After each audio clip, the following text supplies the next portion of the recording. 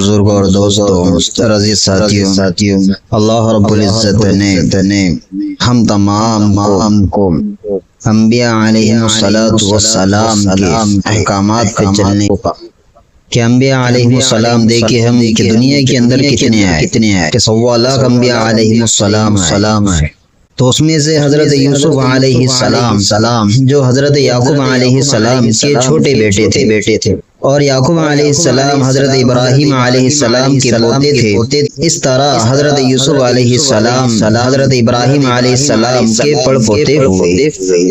حضرت یعقوب علیہ السلام کے 12 بیٹے تھے اور حضرت یوسف علیہ السلام سب سے چھوٹے تھے، بہت خوبصورت تھے، باپ ان کو بہت چاہتے۔ حضرت یوسف علیہ السلام نے ایک خواب میں دیکھا کہ 11 ستارے اور چاند اور سورج مجھے سجدہ کر رہے ہیں۔ انہوں نے یہ خواب اپنے باپ کو بتایا۔ باپ نے حضرت یوسف علیہ السلام کو نہ کر دیا کہ یہ خواب اپنے سوتیلے بھائیوں کو نہ بتائے۔ حضرت یوسف علیہ السلام کے سوتیلے بھائیوں نے مل کر مشورہ کیا کہ ہمارے ابا جان یوسف علیہ السلام کو بہت چاہتے ہیں اور ہم کو اتنا نہیں چاہتے، اس لیے یوسف کو جان سے مار دیا جائے۔ لیکن ان میں سے ایک نے کہا کہ جان سے مت مارو، بلکہ یوسف کو ایسے کنویں میں پھینک دو جس میں پانی نہ ہو۔ سب نے مل کر یہ بات طے کر لی۔ یہ سب بھائی اپنے باپ کے پاس آئے اور کہا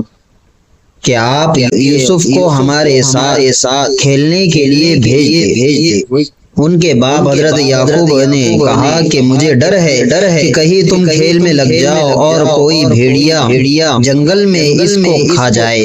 بھائیوں نے کہا کہ ہم ایک طاقتور جماعت ہے، ایسا کیسے ہو سکتا ہے؟ آخر باپ نے حضرت یوسف علیہ السلام کو بھائیوں کے ساتھ بھیجا۔ بھائیوں نے ان کو ساتھ لے جا کر ایک اندھیرے کنویں میں پھینک دیا اور رات کو روتے ہوئے گھر واپس آئے اور کہا کہ ابا جان ہم آپس میں دوڑ لگا رہے تھے اور یوسف ہمارے سامان کے بعد بیٹھا تھا، ایک بھیڑیا آیا اور اس کو کھا گیا۔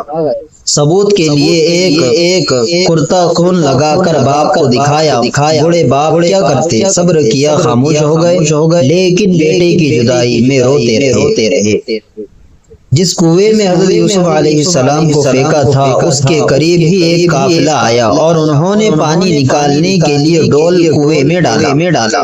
دیکھا کہ ایک خوبصورت لڑکا کنویں میں ہے اور ان کو باہر نکال لیا، اور جب قافلہ مصر پہنچا تو وہاں مصر کے بادشاہ نے ان قافلے والوں کو تھوڑی قیمت دے کر خرید لیا اور اپنی بیوی زلیخا سے کہا کہ اس کو پالو، ہو سکتا ہے کہ ہم اس کو اپنا بیٹا بنا لے۔ حضرت یوسف علیہ السلام جوان ہو گئے، ان کی خوبصورتی، وجاہت و عقل مندی اور بڑھ گئی، اور زلیخا عزیز مصر کی بیوی ان پر فریفتہ ہو گئی اور ان کو ان کے نفس کی جانب سے لانے لگی۔ ایک روز اس نے کمرے کے سارے دروازے بند کر دیے۔ حضرت یوسف علیہ السلام نے یہ حالت دیکھی تو خدا سے پناہ مانگی اور دروازے کی طرف بھاگے۔ زلیخا نے پیچھے سے آپ کی قمیض پکڑ لی جس سے قمیض پھٹ گئی۔ اس وقت عزیز مصر یعنی زلیخا کا شوہر ہی دروازے پر آ گیا۔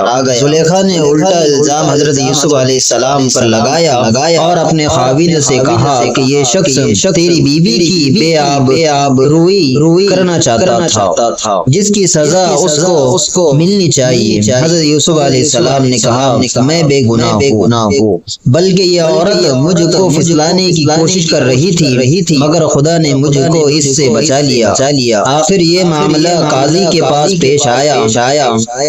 قاضی نے حضرت یوسف علیہ السلام سے صفائی کے لیے گواہ طلب کیے۔ حضرت یوسف نے عزیز مصر کے خاندان کے ایک معصوم اور ننھے بچے کی طرف اشارہ کیا کہ یہ اس وقت موجود تھا، یہ سچی گواہی دے گا۔ ننھے بچے نے کہا کہ اگر قمیض آگے سے پھٹی ہے تو یوسف مجرم ہے، اور اگر قمیض پیچھے سے پھٹی ہے تو یوسف سچے ہے اور زلیخا جھوٹی ہے۔ جب حضرت یوسف علیہ السلام کا کرتا دیکھا دیکھا گیا تو وہ پیچھے سے پھٹا تھا۔ عزیز مصر نے حضرت یوسف سے کہا کہ اس بات کو جانے دو، اور زلیخا سے کہا کہ تو معافی مانگ، حقیقت میں تو ہی قصوروار ہے۔